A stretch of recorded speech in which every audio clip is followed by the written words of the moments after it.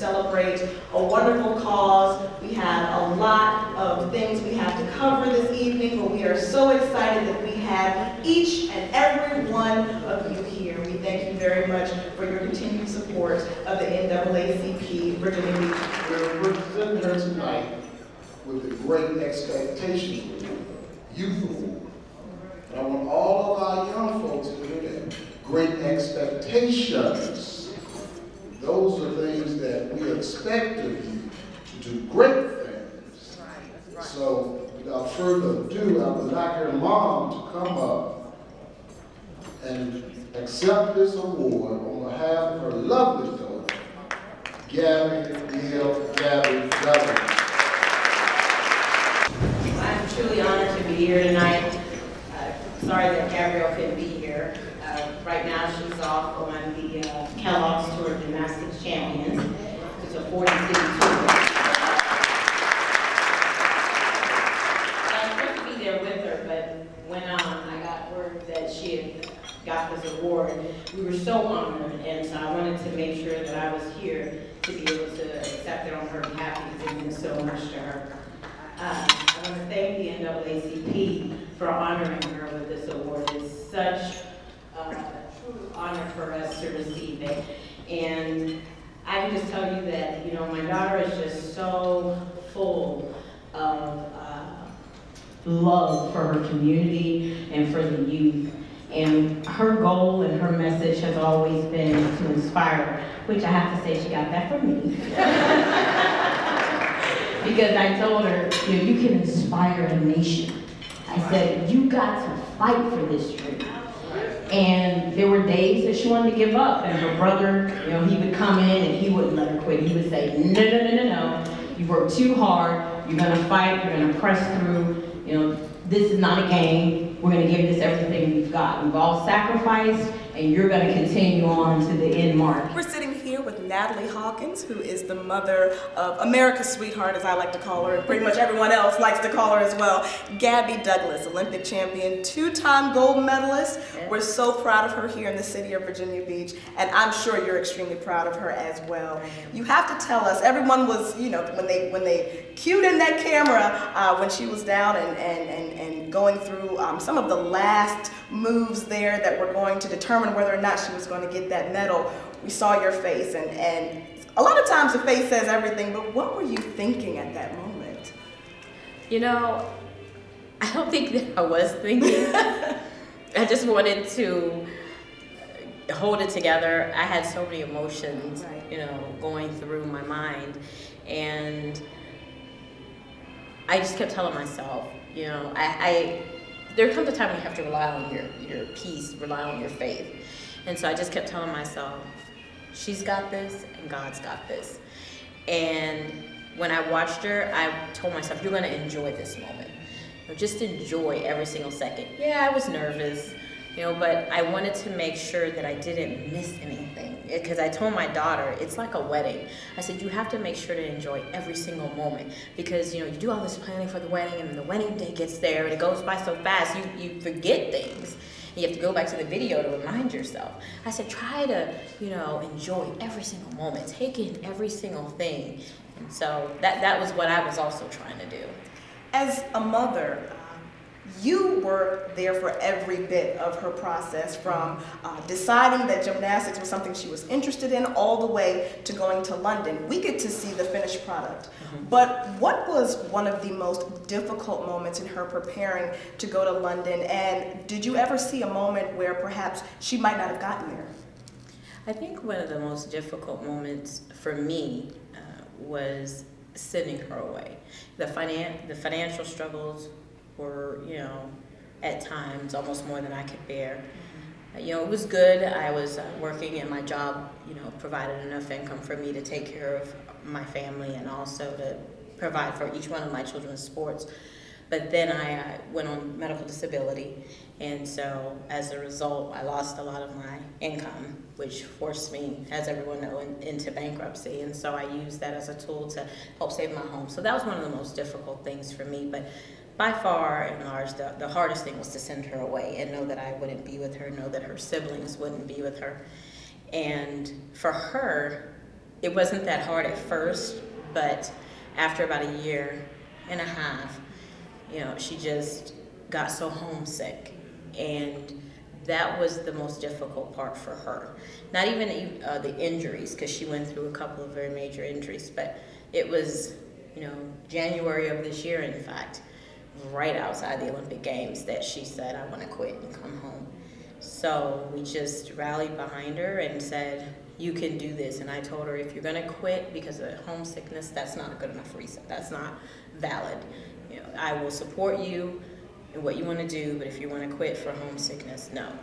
But I told her, if you want to quit because you just don't want to do it anymore, it's not your passion, okay, we can certainly talk about that. But I wasn't going to let her quit for homesickness. I said, you're going to fight through this. We're going to be here with you to help you.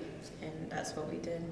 Now, you're a woman of faith. I am. You talked about that here briefly, and, you know, one of my favorite verses in the Bible is, faith is the substance of things hoped for, the evidence of things not seen. And of course, now that we are beyond the Olympics and she's doing so many wonderful things, she's on the Kellogg campaign right now, I believe. She's doing so many great things, and she has so many things coming forward. But for perhaps other gymnasts that are a little bit discouraged right now because they're having a difficult time achieving their dreams, or just the youth in general who are having a tough time with so many negative influences out there, what do you say to those young people that perhaps you also said to Gabby to inspire her to move forward? I told her that she's not in the journey by herself, because I know there was sometimes I felt like I was by myself. And, you know, there's just sometimes you have to remind yourself you're not alone. And I would tell her, you know, this is bigger than you. If you do this, you never know the lives that you will touch. You never know the impact that you would have. And to be quite frank, when I was telling her that, I didn't realize the magnitude, you know, of everything. And as I sit here now and I think about, you know, what has happened, I was totally clueless then, but I knew if anybody could, you know, receive from what she had done and fight for their own dreams, that even if it had been one person, it would have been worth it. And that's what I told her. I said, I just think that you could inspire a nation. I mean, you do this, you'd be the first African American, you'd be the first woman of color, male or female, to win an all-around medal in gymnastics, the gold medal. And I just continue to encourage her. I said, I believe you have everything that you need. I believe God equipped you and gave you everything that you need to see this through. And so that's what I would tell any other youth, or any adult even. You know, you have to, believe in the gifts and abilities that God has deposited on the inside of you. And then with that, you know, there comes a responsibility. To whom much is given, much is required. That's right. And so you have to take that and know that it's not just for you. Know that it's for you to go out and, you know, to impact your society, to impact your generation. And that's what I told her. And so I'm so thrilled to see that she's using her platform to help others and to help better not only just her life, but the lives of others as well. You know, you can really feel the energy that obviously you and your daughter have between each other, and the love. We got to meet your other daughters as well, who are here with you this evening, and the fact that it really is a cohesive family. But even still, you know, the media tried to definitely attack your family after Gabby got her gold medals. Speak to how difficult it was to try to rally the troops and make sure that everyone stayed focused and narrow-minded, even in light of negative media. You know, it was funny because when I received word that they were going to air that story and go with that story, I was hurt because I thought, wow, is this the price of a gold medal these days? Right. And I had to remind myself that this is sometimes what comes with fame or with celebrity. And even though I myself didn't seek out or want to, you know, achieve anything like that along those lines, I had to just be realistic and say this is sometimes what our media is about. You know, sometimes they like to air the negative instead of all the positive. And so I basically, you know, resolved within myself that I'm not ashamed of my story. It's my story and I own every part of it. It's what made me who I am, what helped my children in becoming who they are, and they're, you know, still becoming better adults, but it's formed and shaped us. And I'm not embarrassed. It's not a good feeling to have all of your information out there for the public to see, but I had to take a stance of it is what it is. Right, that's right. And I was not going to shrink back or hide. I was going to hold my head up high, and that's what I told all of my children, especially Gabrielle, because she was out there still competing when the information started to be broadcast. And I said, you hold your head high. You have nothing to be ashamed about. We have nothing to be ashamed about. You know, we fought for this dream. You know, things happen in life, but the fact of the matter is we kept fighting. We didn't let the adversity or hardship keep us from going forward and moving and pressing towards that goal. So we're not gonna shrink back or be ashamed. We're gonna stand with our head held high, and that's how we attacked it. And there were also times too where the media started to attack Gabby, who is still a minor. She's out here just trying to achieve her goals and dreams, and they talked about her hair, they talked about her ethnicity, and I know that that was discouraging for her. How did she get through that difficult time? You know, we use a lot of humor. I believe laughter is good for the soul, and I believe it's health and healing to the body and even to the mind. And so we laughed. That's what we did. I love it. We laughed. We didn't argue. Awesome. We didn't bicker.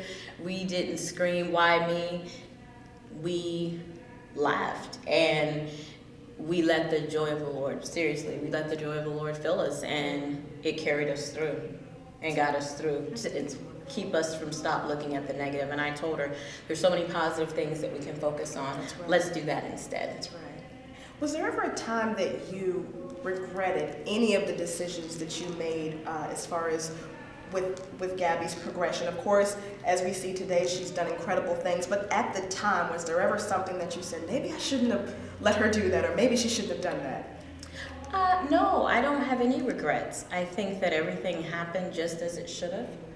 And I think that, you know, she got to where she needed to be at exactly the right time. She needed to be there. So I don't have any regrets.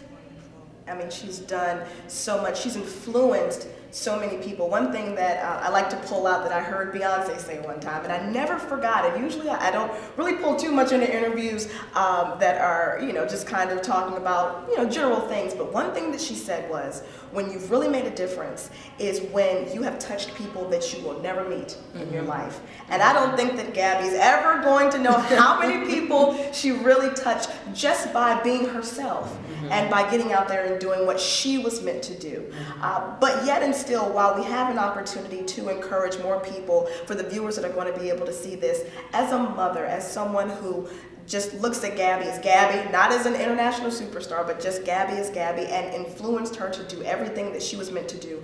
What do you say to those people who have hit boundaries, who have maybe hit some snags in their lives, and who've hit hurdles, and who have decided, maybe I shouldn't go for my dreams and go for my goals anymore? What do you say to them to push them forward? I say that you have to have let patience have its perfect work. And I told my daughter, you don't want to have any regrets. Regret is the worst thing to live with. And anytime you can look at yourself in the mirror and you say, oh, I should have done that.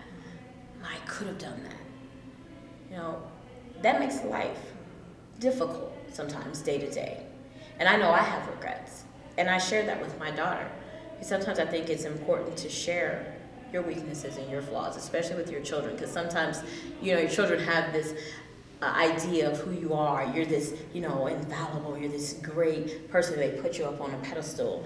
And so I did a little something different with my children, and I let them see my vulnerabilities. I let them see some of my weaknesses, and I talked to them about them. And I said, I wish I had done things differently in my life. I wish I had taken this path.